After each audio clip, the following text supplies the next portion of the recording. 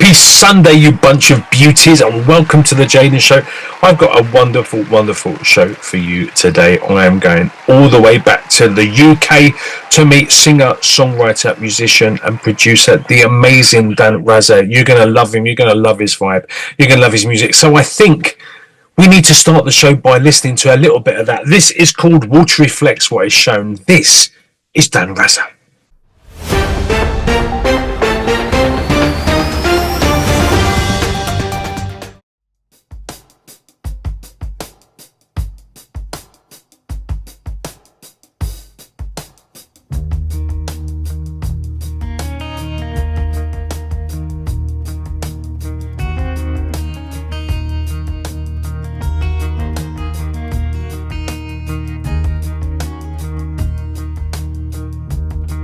When you stand up and meet your maker,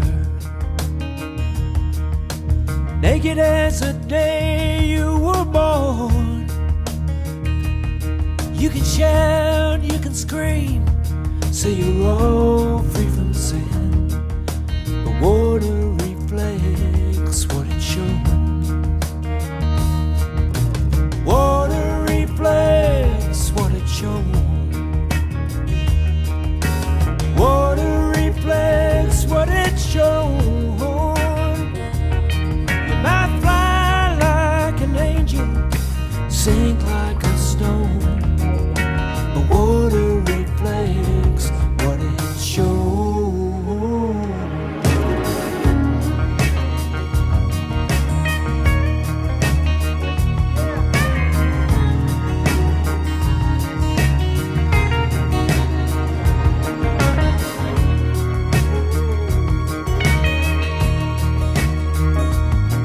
Might have fed a lot of snakes on your way here, climbing up that slippery pole. They might call you king, but it don't mean a thing, 'cause water reflects what it shows. Water reflects what it shows. Water reflects what it shows. You might fly like an angel, sink like a stone, 'cause water reflects what it shows.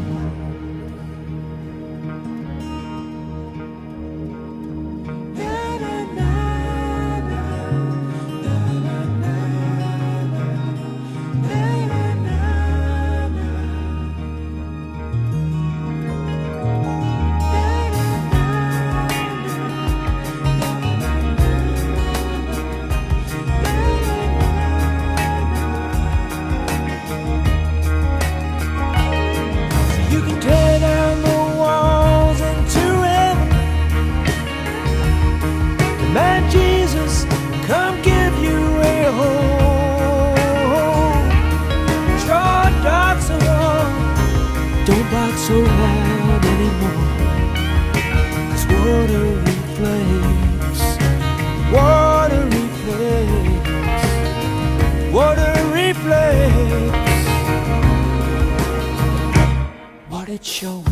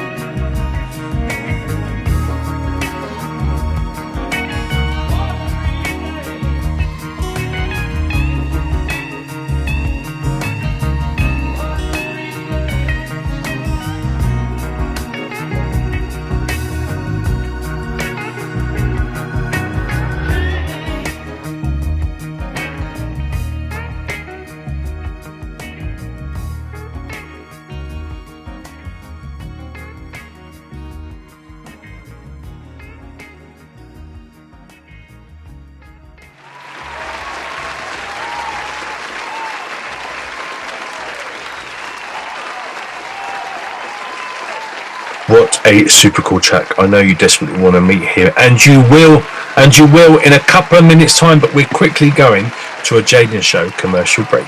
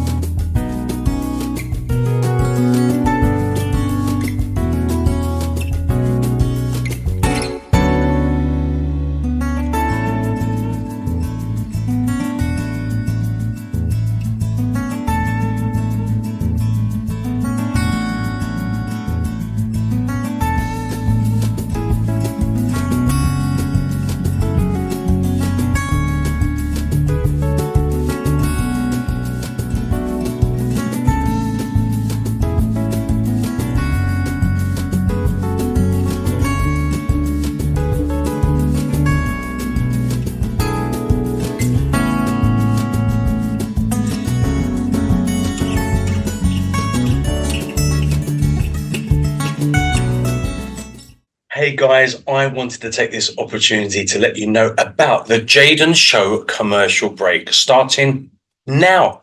This is amazing news because now every single week you have a couple of minutes to be able to advertise something you want to advertise. So if you have a business, if you have an event coming up, if you have a new album, art gallery, or anything you want to particularly advertise on a show, this is your chance to do it. March and April 2024, the advertisements are free, so please let me know. Get in touch to me on jadencornelius@aol.com. It will be wonderful to hear from you. If you are a charity or a charitable organization or a non-profit and you are advertising something with regards to that, then always your advertising is free. So let me know. You will need to send me between a 1 and 2 minute video around that time, if possible, something that you want to advertise, and I will fit it into this spot. Get on. I'll see you soon. Take care. Bye. Are you ready to meet this week's incredibly special guest? I know I am. So let's do it.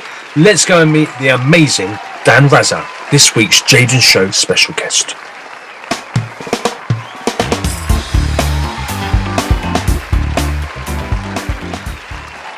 Dan Raza.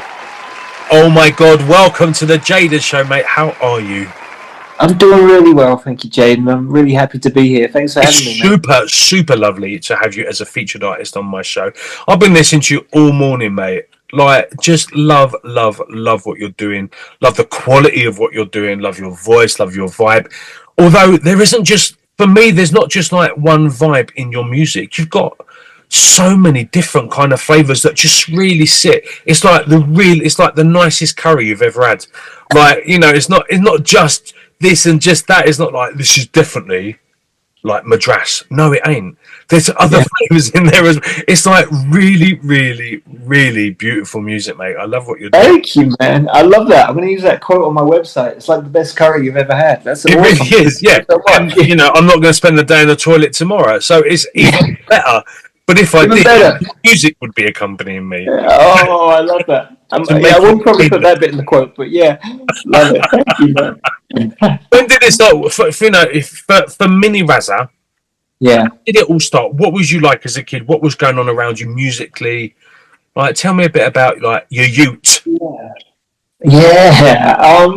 Well, I didn't grow up. None of my family were musical, so there was no instruments lying around. None of my family sang, like immediate or extended. None of them sang or had an instrument. So it was kind of, you know, my parents, mostly they had a vinyl collection, but I believe they sold it off when I was pretty young. So we just had like, I don't know, like 24 CDs or something like that on a shelf, you know, a mixed bag of stuff. But the good stuff would be like REM's Automatic for the People, be like Sam Cooke's Best of, Otis Redding, a few things like that, and then a few more dubious things, in there. But stuff that was pretty good in retrospect, like Meatloaf and Beautiful South, the kind of standard. Beautiful South. Yeah. Yeah, some pretty good stuff. Not hip, but, stuff that you look back on, you're like, that was pretty good stuff, actually. So that was on the shelf, kind of standard, like, early to mid-90s stuff. And then I got started with guitar because... again, it's probably not very hip now, but I heard Oasis on the radio when I was 11 years old, a song called Roll With It.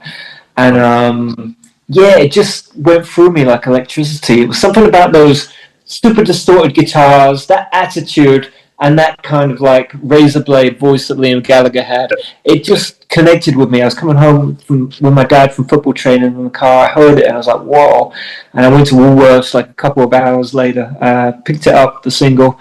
And from there on, it was just like I was on my journey, which is taking me all the way here, man.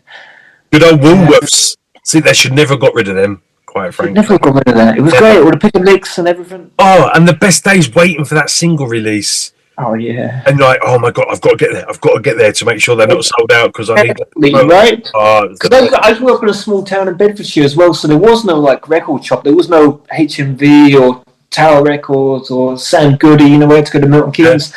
All that kind of stuff. And when you're a kid, you can't get to Milton Keynes, which is, it was like 10 minutes on the train away. So in my small town, Leighton Buzzard it was called, Woolworths was the only place. So yeah, like you say, it was a big deal waiting for it all, And it was always you didn't have to wait until December for a Christmas because you just had to save pocket money and wait for your artist to release the next. There was always something every few months to look forward to. It was bloody amazing. Exactly. What was the first single you bought? Where was that single? That was the very first one you brought as well. Yeah, very day. In retrospect, I don't even like it that much. It was like, and I do still, I still have like a fondness for Oasis, but yeah, that song, it's not even that melodically great. But yeah, for some, I think it was the attitude, something about that energy. But yeah, that was the first single I bought. Yeah, they were creating stuff back in the day, mate. Yeah. So what happened then? Did you go and get guitar lessons? Was you already playing? What was happening? No, like I said, there was really no music in our no musical instruments or anything in our household. So what I did, I think I was just like, so from that period on, I was just listening to a lot of music and just realizing that I was falling in love. And then I asked my parents for a guitar for my 12th birthday the following year, and that's how I got started with the instrument. Yeah. So how did? I mean, you're obviously now you're a bit of a fan of good guitar music. You're kind of getting into it.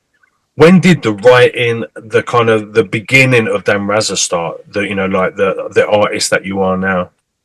Thanks. Yeah, I would say, at school I would join a couple of different, bands with the few other people who could play an instrument. And, I was kind of getting into my music taste was evolving then. I was going to the library a lot and, just taking out as many CDs as I could. So I was listening to Led Zeppelin, Hendrix, Peter Green's Fleetwood Mac as much as I could and trying to like, just see what resonated and find my voice and then kind of follow that. But yeah, I was playing a lot of electric guitar back then. And not really singing. So in terms of songwriting, Bob Dylan was a huge deal for me. Been mentioned a few times in the shows, to be fair. I can imagine. Yeah, he's influenced quite a few people, mate. Right, it's incredible, man. He's like the Shakespeare of music, So once you discover him, like everything leads, is kind of the route, and a lot of people come out of that route. Yes, so Dylan, and I was kind of writing stuff, but not really sharing it with anyone, really. And it would have been around the age of 18, probably, when I first, started singing in front of people. And I never thought. Was that like a decision, like because, or was like the lead singer of the band not available, or you thought, no, I'm doing this on my own now? Like, what happened? Yeah, what happened actually? Was in none of those bands I was at school. I was just kind of playing lead guitar pretty badly in those. But what it was, one day, two of my friends were going to a studio with someone, and I just tagged along. And I don't know, sometime in the session, they found time for me to have a pop, like singing something. And I remember the guy who was kind of, in charge of the session, kind of producing it. He heard it and he liked it, and then it was like, and he was really talented actually. It was a guy called Chris Atkins. And he basically turned it into a a bedroom record, and did a really good job. And then I played it for a few people, like my family, and everyone really liked it. Really? So that was kind of it. Yeah, it was a surprise. That was how it started. That was like, I'm now a recording artist, kids. Yeah. Exactly. I'd never even done a gig or anything. I'd never even sang in front of anyone at that point. So yeah, it was literally I just went into the studio and sang, and yeah, people liked it. What about your first gig? How was you feel like? How did that come about? How were you feeling? How did you go down? First gig when I was actually singing, because that was songs I was really writing. That was locally. Yeah, I think I just got really drunk, just to kind of get through it. Yeah, exactly. But it went well. I had a really good. By that time, the guys I went into the studio with, we were in a little band together, and I was the main kind of singer, and there was a few of us songwriting, and it was a really good band. So it was, when you got good musicians behind you, it's a lot easier, right? And I was really lucky in that sense. Lovely, mate. Lovely. So when did you get to the stage where you kind of thought, this is my sound now, this is what I want to do? Like I said, you've got the song that we've just heard, Water Reflects. It's got a nice kind of funk vibe in it, but the song we're going to listen to at the end of the show, which is Wasn't That Enough for Me, almost got a bit of like country vibe and stuff like that. Are you kind of a man that you just sing what inspires you to sing at that bit and write what inspires you to write? Do you have a genre that you put yourself in, or and how did you come up with your sound? Yeah, I think whenever you're writing on acoustic guitar, it tends to lend itself more to certain types of music, right? It's kind of so the more folky and country stuff definitely comes out partly because I love that music and I've listened to a lot of it, so it comes through from osmosis. But also just acoustic guitar seems to kind of lend itself easily to those kind of musics. And unfortunately, I don't really play keyboard, and if I did, that might change the direction. Exactly, which would be wonderful actually. But so I think that's where the sort of acousticy kind of country sound comes from, kind of leaning on that as my main instrument and writing device, the guitar. But the kind of funky sound of Water Reflects, you know what? I love that kind of funky style stuff. The sort of Al Greens and the Bill Withers and the Bobby Womack of the world. So yeah, I'm always aspiring to kind of make more of that kind of music. And in that song, I was just lucky. The guys I went into the studio with, they kind of just got the vision for the song. They got the same vibe, yeah. They got the vision and they just took it and run. The keyboard player and the drummer, they really took it to that world in a way that I couldn't have done just on acoustic guitar. It was wonderful. And how was obviously you said like in your immediate and your extended family, no real musicians, nothing kind of big musically going on. How do they feel about what you're doing now? Are they now your biggest supporters? Are they like, oh, that's lovely, dear, and then I'm really lucky actually. It's definitely the former. No, they've been so supportive actually. I've been really lucky. The kind of because you hear people, famous people and everything say, that family's always pushing them to get a real job, or when are you going to start doing something proper or whatever. I've never really had that with my parents. I've been really lucky. So yeah, my mum, I was doing pop back in the 90s and signed to BMG in the 90s, and then I just got old and didn't want to do dance routines, so I thought, right, I'm doing classical and stuff like that. So I made like classical, so I was singing a lot in like Spanish, Italian, blah, blah, blah, and doing classical. Yeah. I called it popra, but it was kind of classical crossover music. And my mum was like, you're bleeding depressing, I'm not listening to that. Right. Now I just do whatever, because I don't really care about being an artist. I just love being Jaden now. So now I can do like reggaeton or pop or opera or classical mariachi or whatever. And now my mum listens to me, but for years she was like, it's bloody depressing, your music. I'm like, oh my goodness. That's fucking simple and a half, isn't it? Bloody hell. Yeah. You're lucky, mate. You're lucky you got the backing. I'm really lucky. Yeah. You take it now, mate. Don't you? When you've had... Say it again? I'm not saying you carry on, because I missed that bit. Say it again? I said like... Oh, no. I was just going to say you take it for granted sometimes. You're right. I'm super lucky. But sometimes when you've had something the whole time, you forget what it's like on the other side until you have this conversation like now. Until you have a mother that says your music is depressing. Yeah, absolutely. I mean, I do occasionally, especially my dad. Only my dad really. Occasionally he said something where it's like, oh, it wasn't really like that song. So it wasn't always positive, but mostly but it was supportive nonetheless.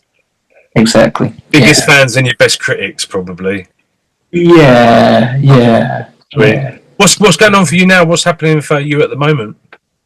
Yeah, thanks for asking. So I just released this album, Wayfarer. So that's come out, and I'm just doing the whole promoting that, doing everything that it takes to kind of get it out into the world. And it's a lovely feeling when, as you know, when you finish a big project. In some ways, you think like you should just take it easy for a while, but actually the creative side of you is like a void all of a sudden, and you start thinking, oh, what am I going to do next? So I'm kind of going through that period at the moment and just trying to kind of thoughts are coming up, and I'm thinking about my next steps. So it's quite exciting, actually. Yeah, it's kind of like the morning after the most amazing gig the night before. You're just like, exactly. oh, I just want to live that moment for like ever. Now what I do now, I feed the cats, feed the dogs, make a cup of tea, and be normal, Jaden. Now, you don't want that, do you? Yeah, exactly. No, I don't want to be rock and roll all the time. That's what I want. Exactly, man. Yeah. No, this is your good time to plan now. The follow up. I think so. You feel the momentum in your kind of wings, right? You can kind of you're like, okay, yeah, you can see where it's all. There's energy in it, and it flows. So you kind of. You put a little dam on while you're working on one thing, and then when it's released, it's now free to to go with Dan Raza's next vibe now, isn't it? Quite free. Yeah, exactly. How's it being received by people? You know what? It seems to be received really well, which is lovely. Yeah, so I'm very happy. Thank you, mate. Thank you. Yeah, so it was 7 years between this and my last release. So I feel like there's been a growth in terms of the songwriting, but also like my production skills and the way I recorded it. So it's been really nice. Yeah, you're never sure. I'm not sure if you're like this, but when you're actually recording it, sometimes you get way too close to it. You actually lose all perspective. So honestly, I wasn't had huge expectations that people were going to really like it, but I've had a really nice feedback. Yeah.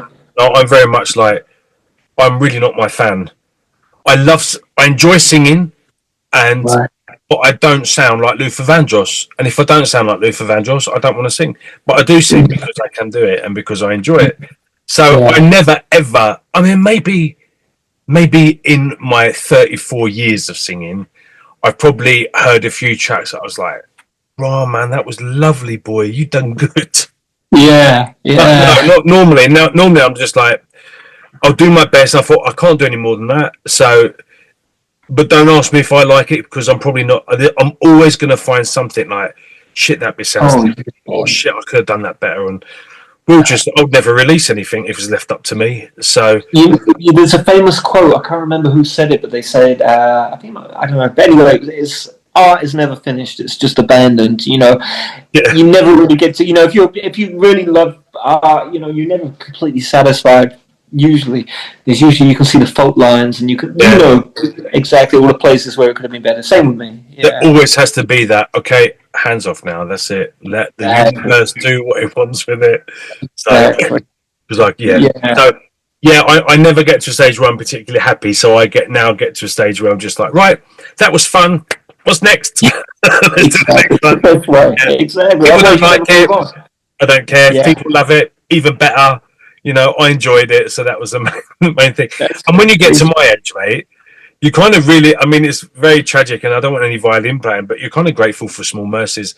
Like the fact that even now, actually I'm 52 years old now.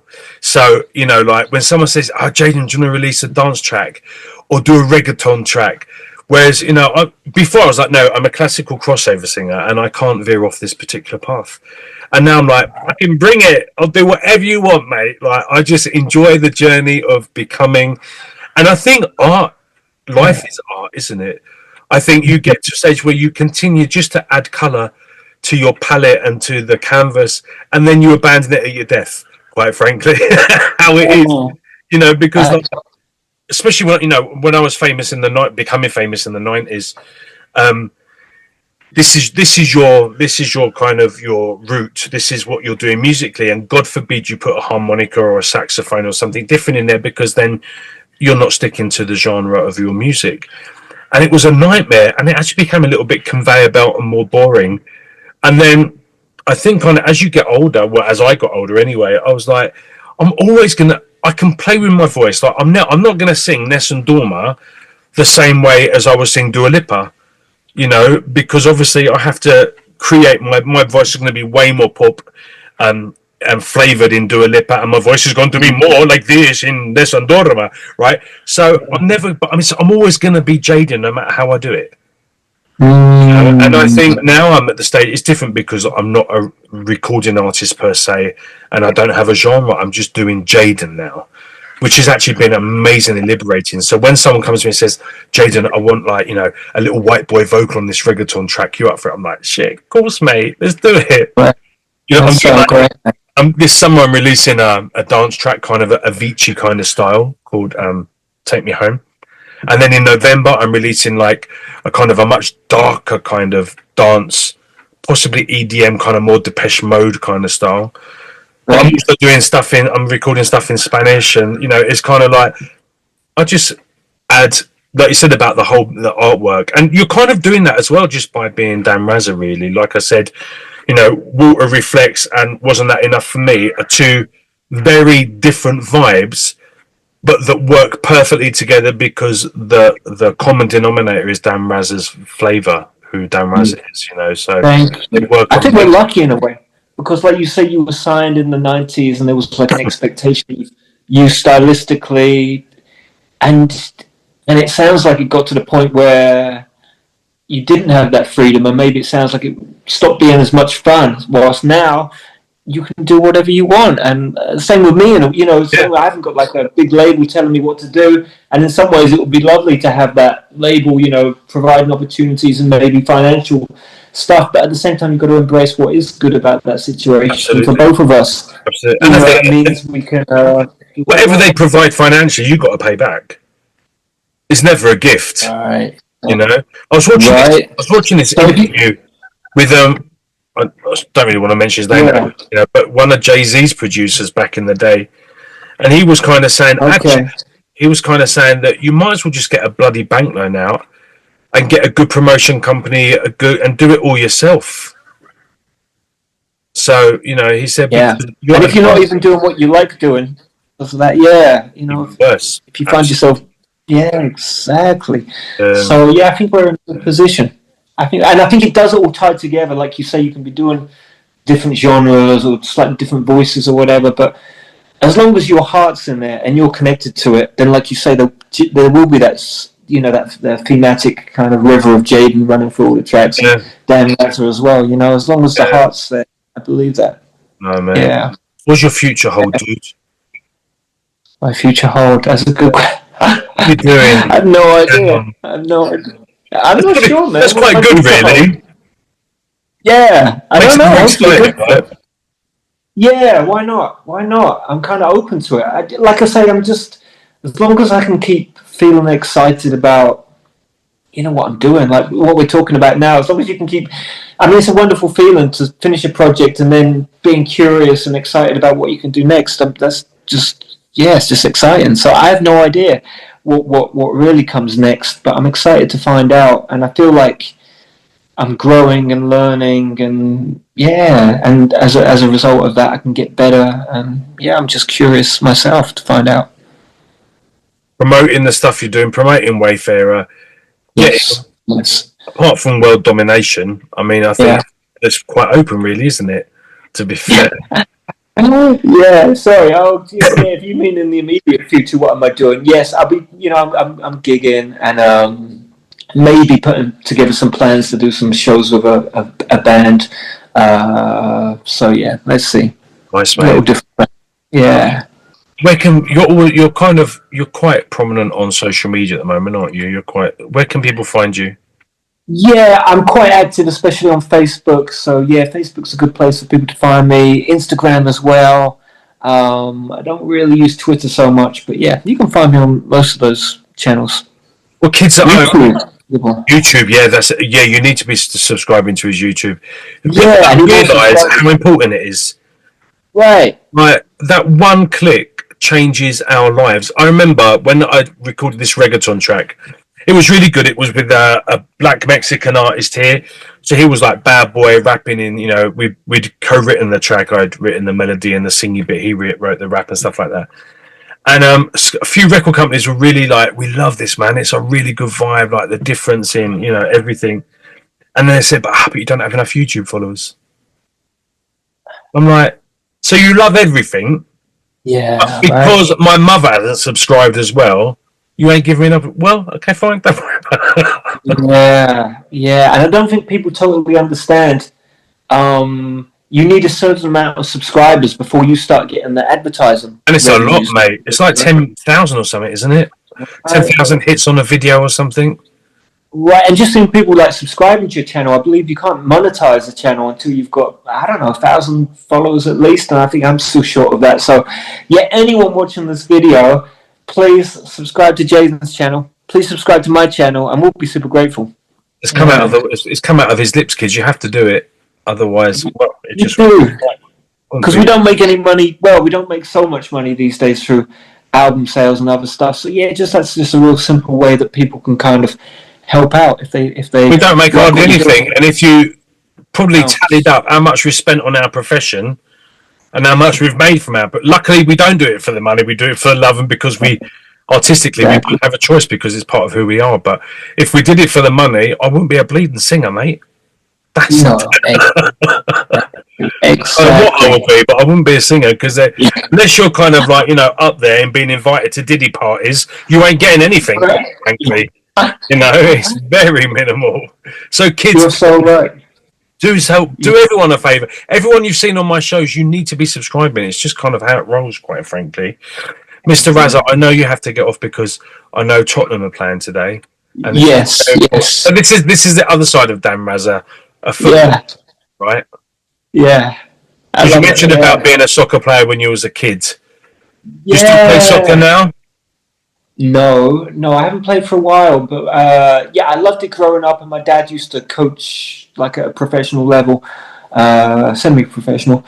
So yeah, we just grew up in a football-loving household, and I love, I know a lot of musicians aren't into sport or whatever, but for me, it's just it's just a nice way of tuning off and just kind of release.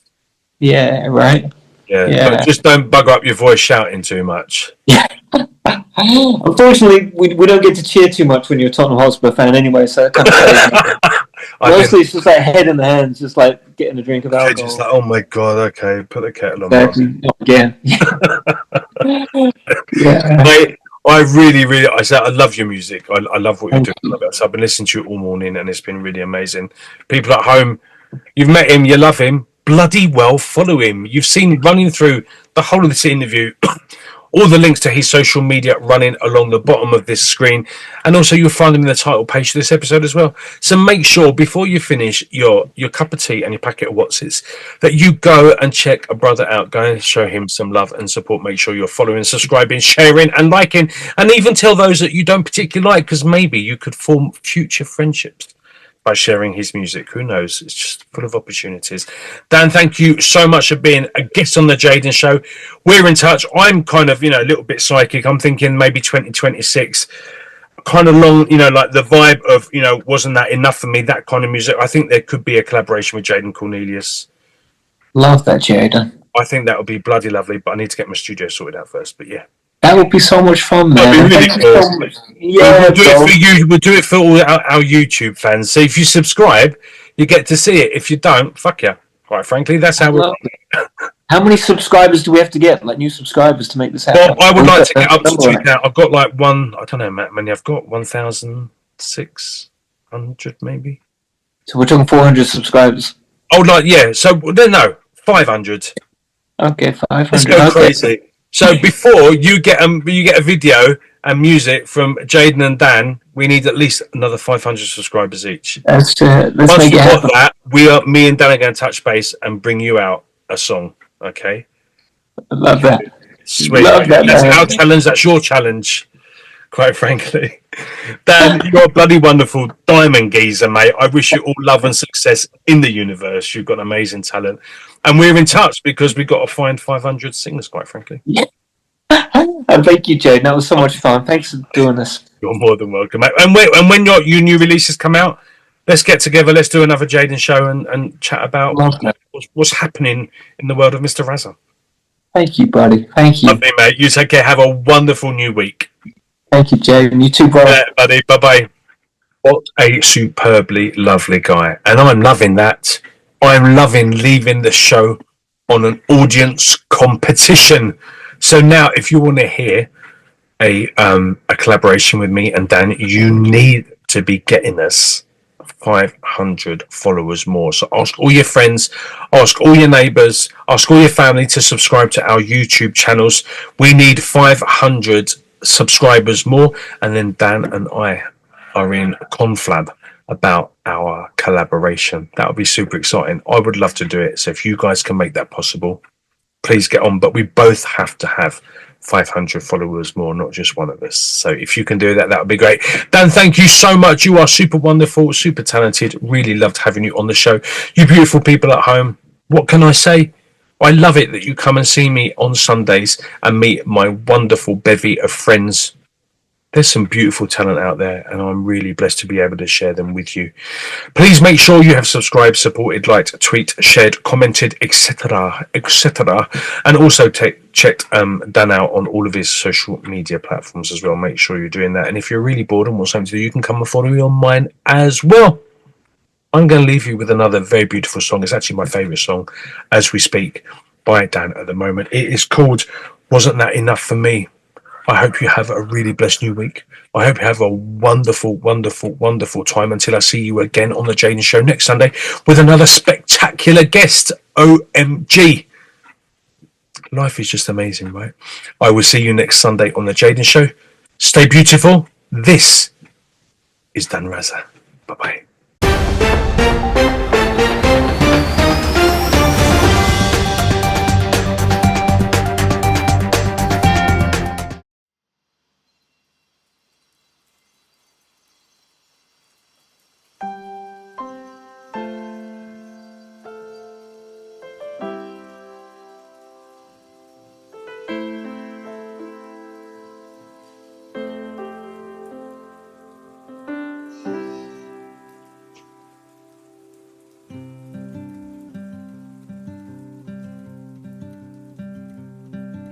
This road will twist and curl like cigarette smoke. It's a place of dreams and car wrecks and hungry ghosts. This road will twist and curl like cigarette smoke. Yeah.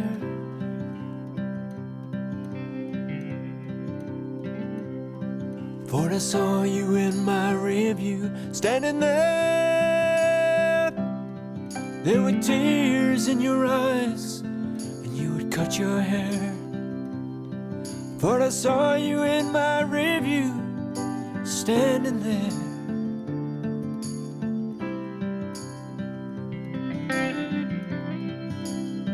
Wasn't that enough for me? To have you hold me, wasn't that enough for me? To have you only, wasn't that enough for me? Wasn't that enough for me?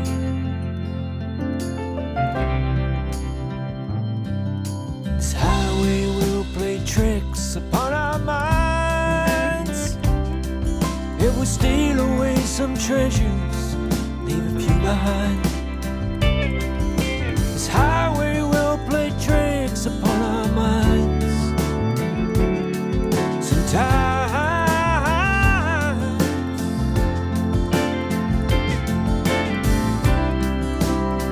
Wasn't that enough for me? To have you only, wasn't that enough for me? To share this journey, wasn't that enough?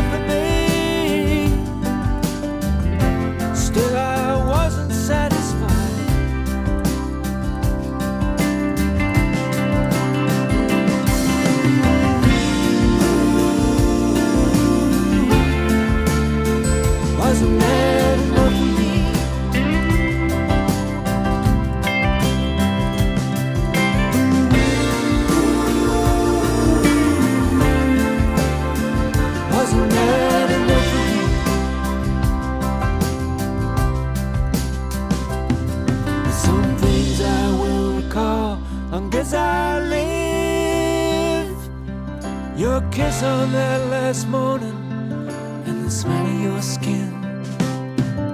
Some things I